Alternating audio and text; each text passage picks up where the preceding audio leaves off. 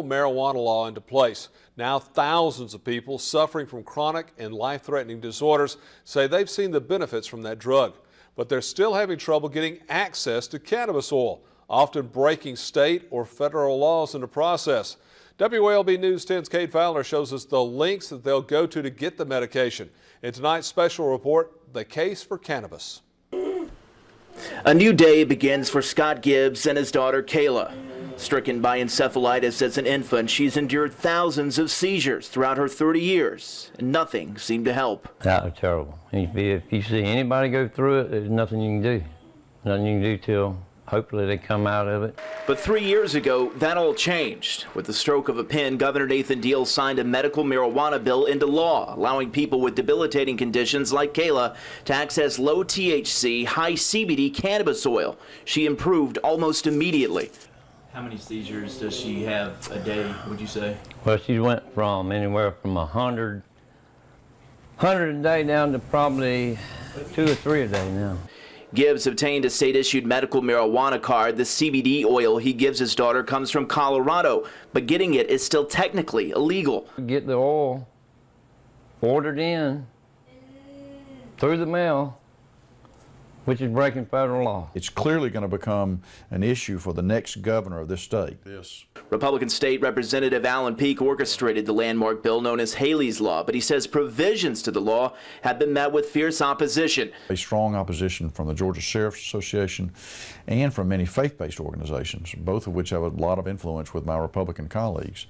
And so we knew as long as we had opposition from them, it was going to be tough to try and pass legislation that would allow cultivation of marijuana even for medicinal purposes in Georgia. The growing need for medical cannabis has led some to take matters into their own hands. Self-described cannabis outlaws like Bobby Thornton. What's right and what's wrong does not always match up to what's legal and illegal. In 2016, the Worth County Sheriff's Office raided Thornton's home where he manufactured medicinal marijuana, a product he says he gave away for free. Can't clone me, I'm homegrown to one. The country rapper known as Homegrown in his viral music videos was sentenced to 10 years probation, but he says that's not stopping his mission of helping sick people. Here, if the state allowed the people to have homegrown marijuana, homegrown cannabis, and to medicate themselves and their children properly, I wouldn't need to be risking my family, risking my job, risking going to jail. I wouldn't be paying probation fines. I wouldn't be doing any of these things. Thornton says he does it for people like this. What you're about to see may be hard to watch. That's little Abby Conforti. Severe autism causes self-hurting behavior like arm biting. This is Abby before medical cannabis. This is her after, a happy, dancing little girl. But her mother, Jennifer, says the cannabis that benefits her needs is still illegal to possess in Georgia.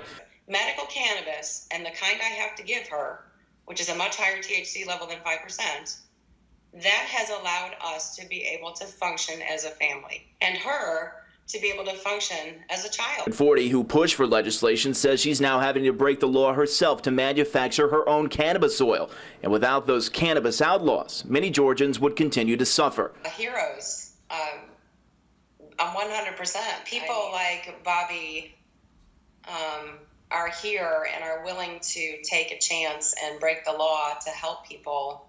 People like that are definitely heroes. And so we've continued to put families and citizens who have legitimate debilitating illnesses in a quagmire of what do they do now that they have the card.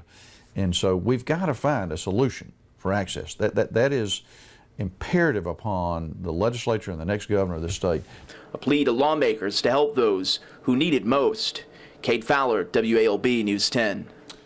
In March, Lieutenant Governor and GOP gubernatorial candidate Casey Cagle spoke on medical marijuana expansion in Georgia. He said, quote, "We are taking a major step to ensure that our state is doing everything possible to provide patients with the most effective treatments through a safe, reliable, and accessible system.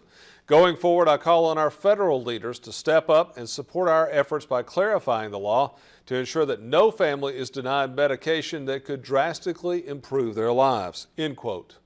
Now, Governor Deal signed a law last Monday that legalizes the use of medical marijuana for those suffering from PTSD and intractable pain. The next step would be cultivation. We have a poll asking if Georgia should allow in-state cultivation and relax THC laws. You can vote and see the results on our WALB Facebook page.